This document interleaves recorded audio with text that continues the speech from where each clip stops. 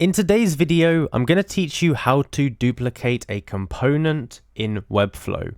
It's really simple to do, and if you find this video useful, please consider liking and subscribing. Let's get right into it. So the first thing we need to do is go over to our Webflow site like I've done here. And what you want to do is go to where it says Open Designer. Now you have to wait a second for this to load. But once that's done, you're going to be seeing all of the different things you've built. So to go ahead and duplicate, there's a few ways you can do this. First of all, we need to find the element that we want to duplicate. Let's say we want to copy this here. What we can do is we can go onto it and then we can right click on it. There's an option here that says duplicate and we can just go ahead and click on that. And that's going to duplicate that image there.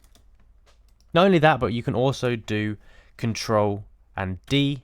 And that's also going to be a shortcut command to duplicate it. Now something's cool about the duplicate feature is you can do this for a range of things. If you go into the navigation here, I can do it for things like an image, I can do it for a link block, I can do it for the header, I can even do it for this header here. And the same applies, I can right click on it and I can duplicate here, just like that. Or I can do Control D and like that.